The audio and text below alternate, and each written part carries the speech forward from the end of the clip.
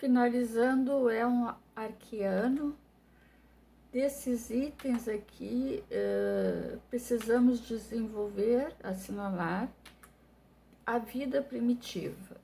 Então, é no éon arqueano que nós temos os fósseis mais antigos da vida.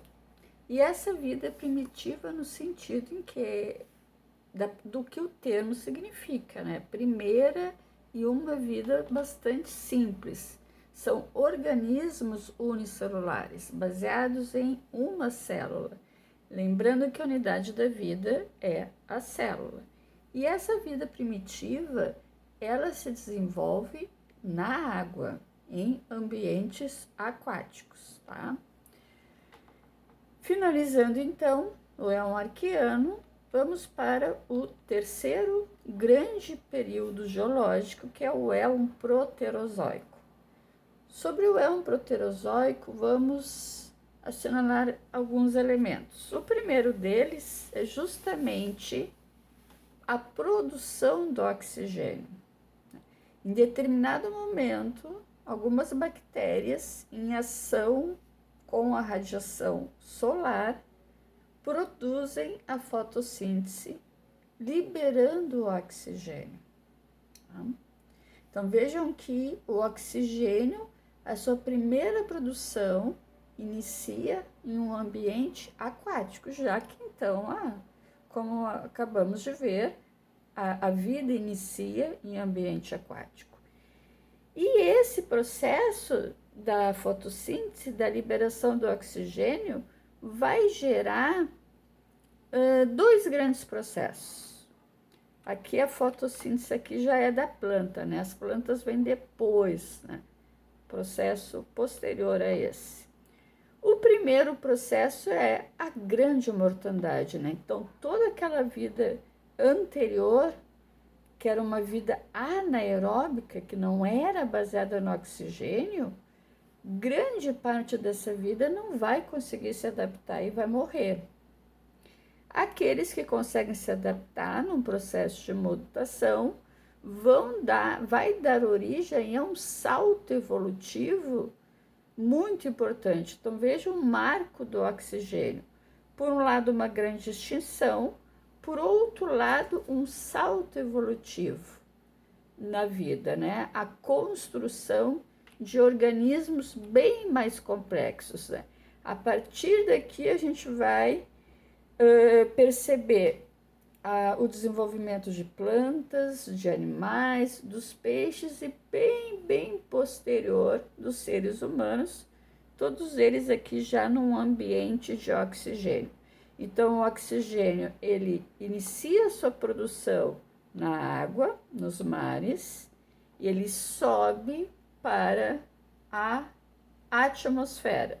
Então, observem aqui esse desenho, ele expressa a atmosfera. Nós vivemos na primeira camada, na troposfera, e o oxigênio, né, a maior parte do oxigênio está concentrado nessa primeira camada. Um outro processo que precisamos assinalar também no éon proterozoico é que justamente nós já vimos que a crosta terrestre ela é composta de partes continentais e partes oceânicas, e nós sabemos que o interior do planeta ele tem formações mais líquidas, também tem algumas formações mais sólidas, né? O próprio núcleo da Terra é sólido, mas ele também tem partes líquidas em altas temperaturas, e esse interior da Terra exerce uma pressão bastante grande sobre a superfície terrestre. Isso significa dizer que essa crosta, que não é inteira, ela se movimenta. E isso, então, nós já tivemos vários momentos em que as áreas continentais se aproximam, né, se unem, formando um supercontinente, e depois elas se afastam. O primeiro deles, do primeiro supercontinente, aconteceu nesse éon que estamos estudando, o Proterozoico. E aí nós chamamos esse supercontinente de Rodinia. Depois ele se afasta em função desses movimentos, né, que sofre essa pressão interna e essas placas tectônicas, né, sofrendo a pressão da parte interior do planeta, e ele volta a se aproximar mais recentemente, formando o supercontinente Pangeia, que esse já é bem mais conhecido por nós, né? Então, é um processo que ocorreu nesse élon aqui, ele vai ocorrer mais recentemente, e essas placas tectônicas, elas continuam se movimentando.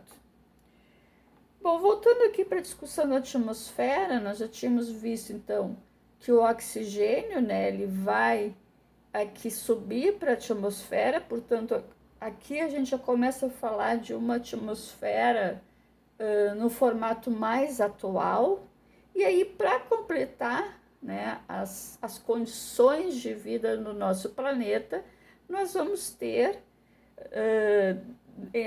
dentro de uma das camadas da atmosfera, a formação, observem ali o desenho, de uma fina camada que nós vamos chamar de camada de ozônio, tá?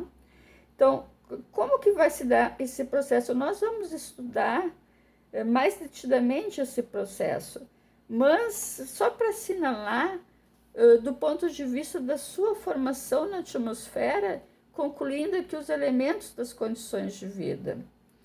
O nosso planeta, no último bilhão de anos, essa crosta terrestre que estávamos nos referindo, teve alguns momentos em que ela foi recoberta por gelo, então nós chamamos isso de eras glaciais.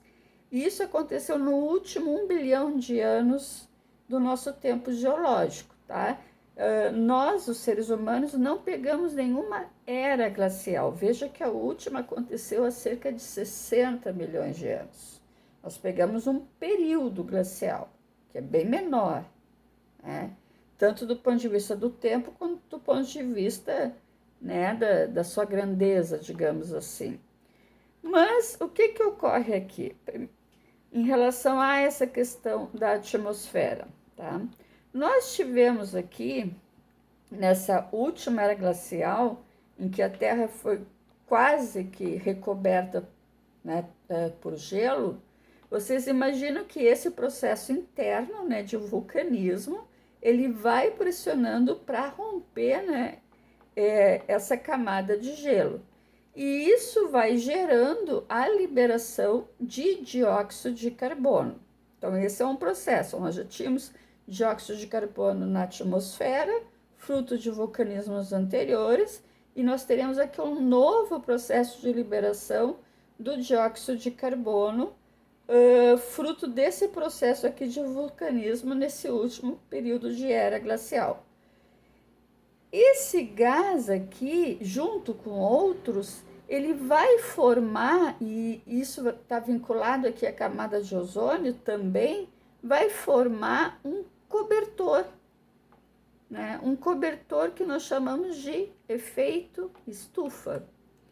E esse cobertor, então, aqui, ele aprisiona, ele segura o calor da Terra, né? Gerando temperaturas médias que são fundamentais aqui para a vida atual. Então, nós vamos estudar isso aqui mais detidamente, mas só para assinalar que nesse processo aqui de formação da atmosfera nós temos, por um lado, a formação desta camada que tem o ozônio, e o ozônio é uma combinação de moléculas de oxigênio junto com os raios ultravioletas do Sol, que são extremamente nocivos. Então, ele absorve esses raios ultravioletas que são nocivos para o ser humano e forma o O3, que é o ozônio. Então, nós temos uma camada de ozônio, né, que filtra os raios solares nocivos a nós. E junto com isso, nós temos também outros gases, entre eles o dióxido de carbono, que ajudam a manter a Terra aquecida. Esse efeito nós chamamos de efeito estufa.